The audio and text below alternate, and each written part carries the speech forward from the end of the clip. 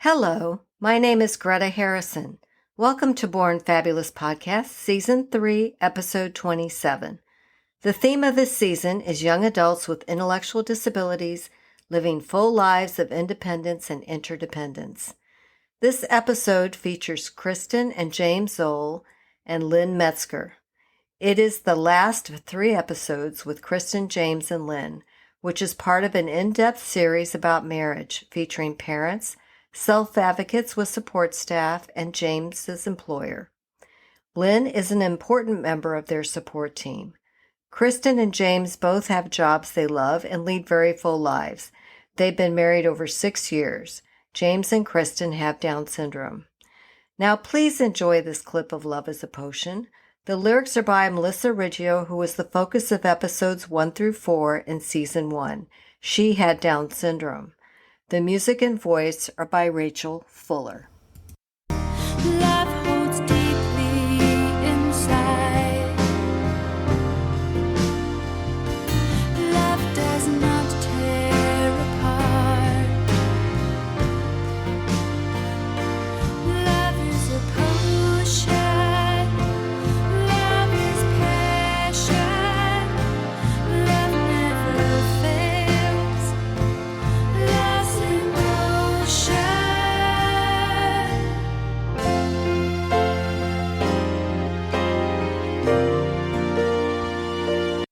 Okay, so we just talked about James's job.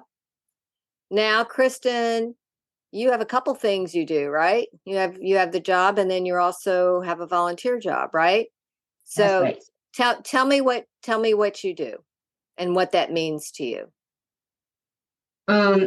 Still work at Love Works with my boss Sally. Make the birthday cards and she'll help me get new ones, the birthday cards, and mail it. My favorite job, my second one, is St. Marco's Center. St. Marco's Center is vacation duty. This Sarah the Mackin. Okay, so you're the first one, you're doing office work, right? And Right. and working with the cards and helping get out cards to people. And then the second one, you're working in a senior citizen center. And Yes, working in that. and you First go ahead. academy with kids working in the classroom, creating a new duty. Okay, so there's 3 The old places, ones. or is that an old place you worked? That's old. Oh, okay. We don't need to mention that. Okay. All right. So you guys stay busy, don't you? Yeah. All right. So how about fun? Tell me what you all do for fun. I love to dance. I love to read. My book club. Tell me And tell me about your book club before you go on. I don't want to forget to talk about this. You tell me about your book club. The book club, all the people like James. There's Dan and Tammy is on it, and Yusha. Okay. And you pick a book and do you meet every month, or how does this work? When we do it in Zoom, Okay. read the book to get turns. Oh, you read the book and you read the book in Zoom and you take turns Right. reading the book. That's right. That's really good. Well, then how often do you meet? Tuesdays. Okay. So you meet every Tuesdays. And whose idea was that book club? Mine. That's great. You love to read, don't you? Yeah, I love to read. And I love hanging with my friends. And you love hanging with your friends. Mhm. Okay. And what book are you reading right now? We got a new book, Wrinkle in Time. That's a good book. That's a Mhm. good book. Okay. So you were saying you love to dance before, and you and James go dancing together, don't you? Yeah, together Of course. Is it with Special Olympics that you dance, or is that bowling? I'm confused because you're so Boys and busy. Girls Club. I'm sorry. I say that again because Boys and Girls Club. the Boys and Girls Club. Yeah. Okay. That's where you go dancing. Yes. Okay. And how often do you go dancing? Once a month.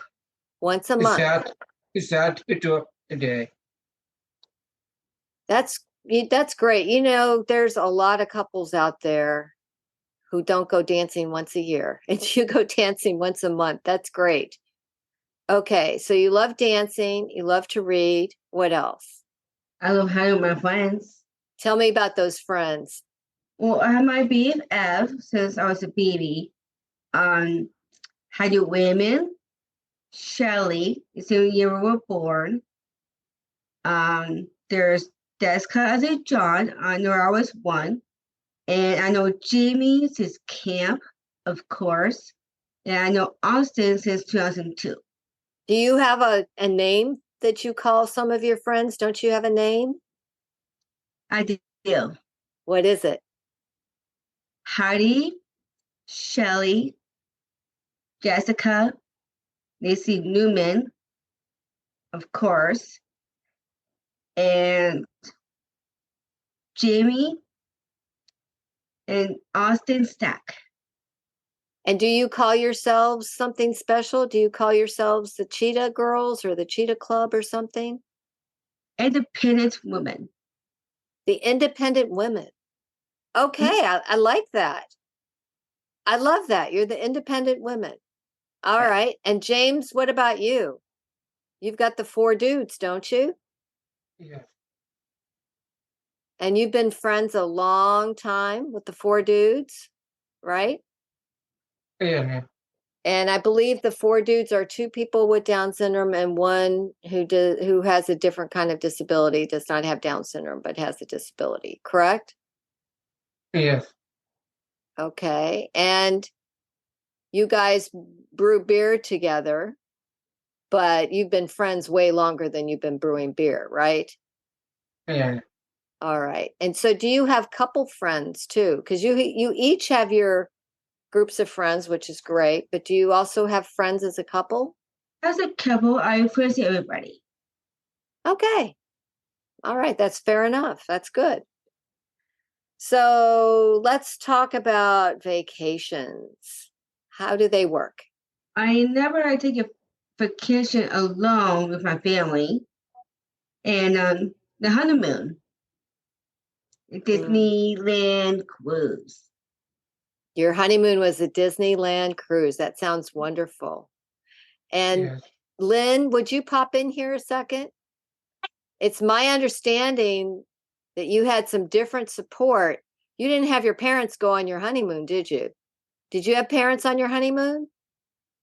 No, it's our OAs. You had some aides go on your honeymoon, correct? Yeah. Lynn, can you speak about this? Yeah, I was not part of the team at that time, but as I understand it, yes, they had another set of aides that were on their team, and they took them on the cruise. I don't know too much more than that. I do know that they enjoyed that. There was some, sense of independence while also having a helping hand when needed, and which I think was an excellent starting point for their marriage. So that's what I know about it. It was great. I mean, who wants their parents on their honeymoon, right? I thought it was great. That's good. All right. Well, and but you take when you fly or you go somewhere, you have independence, but you also have some support, right? It's a combination of both. Does one of you want to speak about that? How it works when you go on vacation? We did our honeymoon on Disney cruise. It's so fun over there. I bet that was fun. And you're going to go to Utah, right? Don't you have a vacation coming up? You're going to Yes, Utah? we are. Las Vegas to Hurricane, Utah. Okay. That's great. And so you fly alone, but you might have some assistance maybe getting to the airport and maybe being picked up. Is that correct? We're driving in the car. So let me interject just real quick. Since I have been part of the team the last few years, the vacation has been primarily family oriented. I think it's also a residual as you know, getting over the COVID years, so to speak, get back into a routine. I see in their future a strong possibility of them having vacation again with aides to give them some of that independence. We, myself, Kristen, and James have talked in passing on very abbreviated short trips, not overnight or anything. But at this point, it's the travel that they have is primarily with their parents, like when they are going to Utah and then Las Vegas to see some family members. Okay. All right. So it's a combination now. Like you said, we're still kind of getting over COVID. And so it's a combination. All right. James, tell me what's one word that describes Kristen. Sweetheart. Sweetheart. Oh. Yeah. All right. Kristen, I got from my dad. you learned that from your dad? Yeah. Oh. Okay. And Kristen, what word describes James? He's sweet. He's sweet. There's a lot of sweetness going on there, isn't there? Sweetheart and sweet. Okay. Is there a funny or a sweet story that you'd like to share with us that you had as a couple? These give me laugh, and our love life is beautiful. Your love life is beautiful, and he Mhm. makes you laugh. Mhm. I love that. And our love life is beautiful. Mhm. Do you have anything to add to that, James? No. Okay. You think you have a beautiful love life too? Yeah. Oh. What advice do you have for the people with disabilities coming behind you who are trying to be included in school, trying to get their dream jobs, wishing for love and marriage? Right. What is your advice? I work hard, be happy, work together. I never give up my dreams, and with the family and friends that support us. Okay. So don't give up your dreams, work hard, and you have family and friends who support you, right? Right. Okay. Is there anything that maybe I forgot to ask you or that you want to say? Thank you, Greta. My dreams is coming true. Oh, I love that. Your dreams are coming true. Do you feel the same way, James? Yes.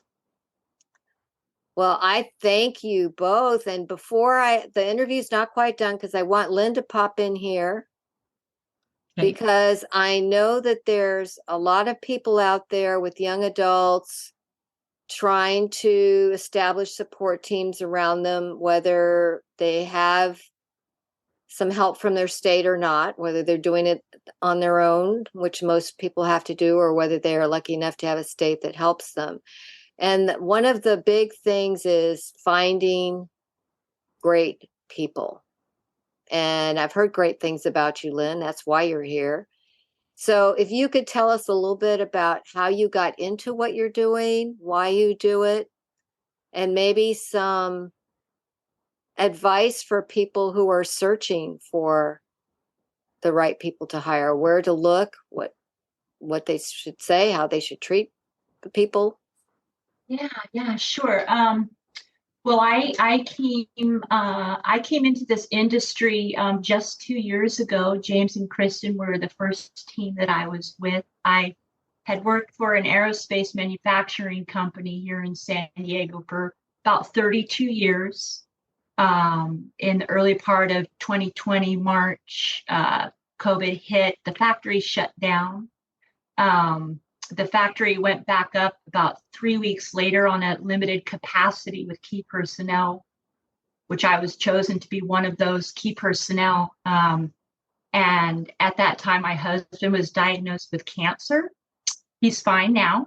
But at the time, it wasn't a really good period of time. So I tried to work with my employer at the time, and they pretty much said, if we can't have all of you, then we're going to need to go elsewhere. And about that time, I had gotten to the point where I knew I needed a change. The corporate life, I did it. I liked it. I loved the company, but I was done with the long hours and the all the stuff that goes with it. And I turned down the offer that they did subsequently give to me.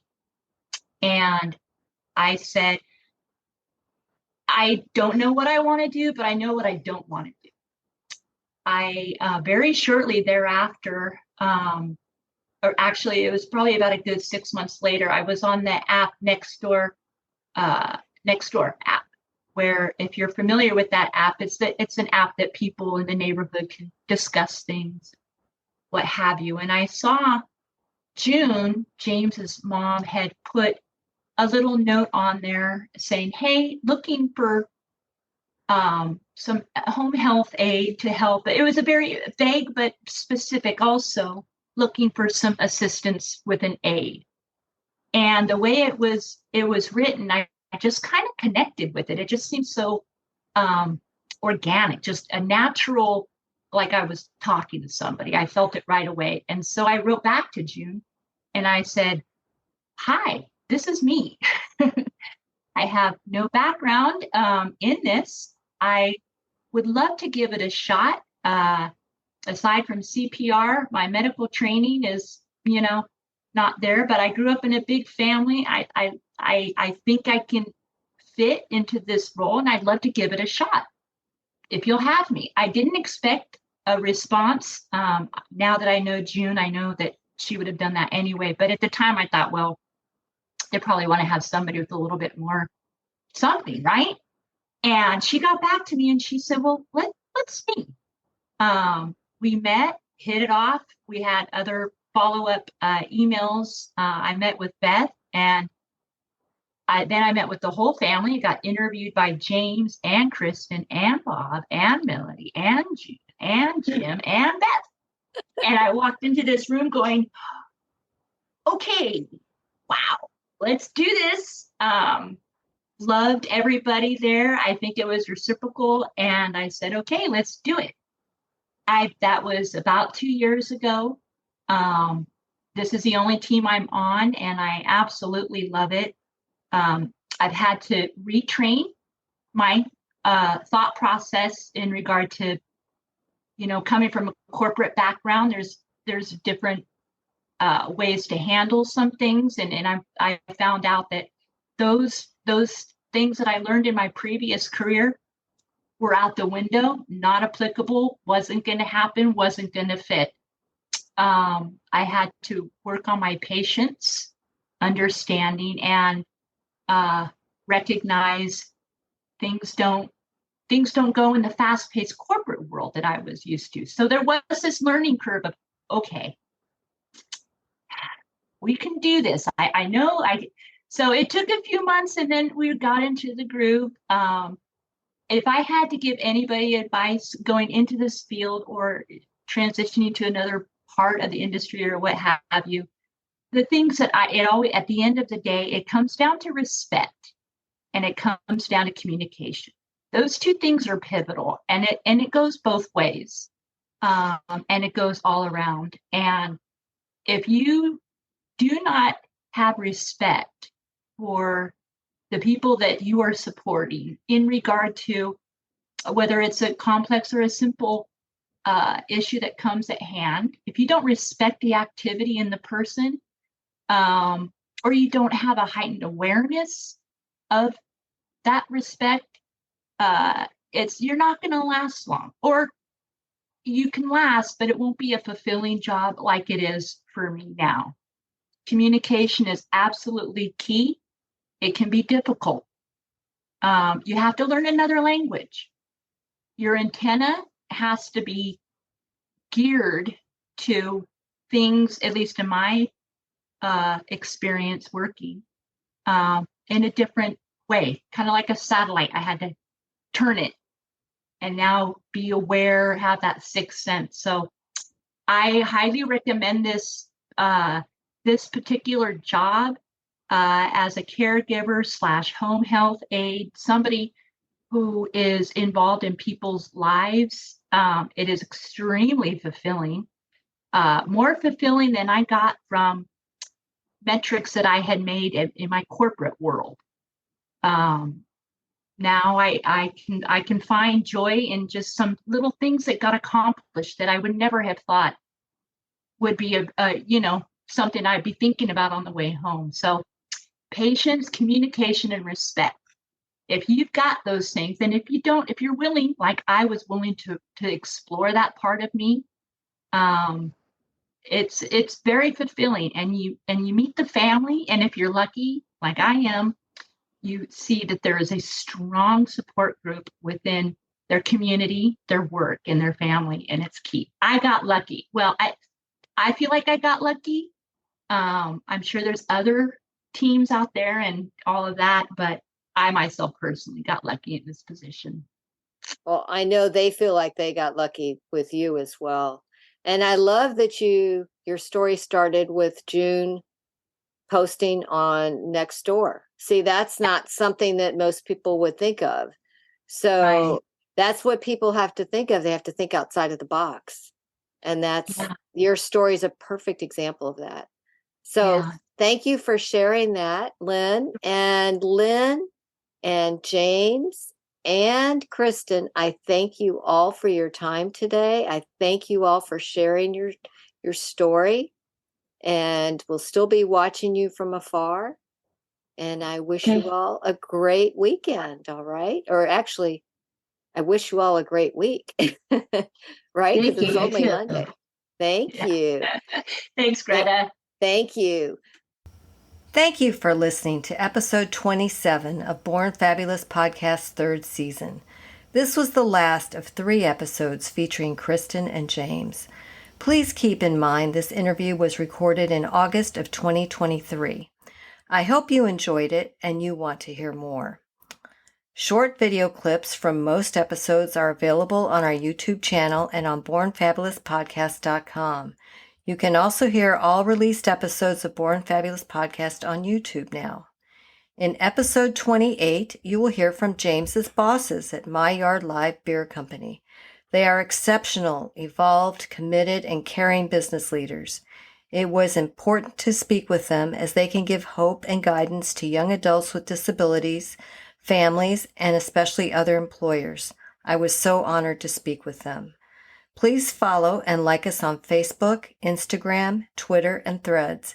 If you enjoyed this episode, I'd be honored if you would leave a review wherever you heard this podcast. Now, please enjoy this clip of Love is a Potion. The lyrics are by Melissa Riggio, who was the focus of Season 1, Episodes 1 through 4. She had Down syndrome. The music and voice are by Rachel Fuller.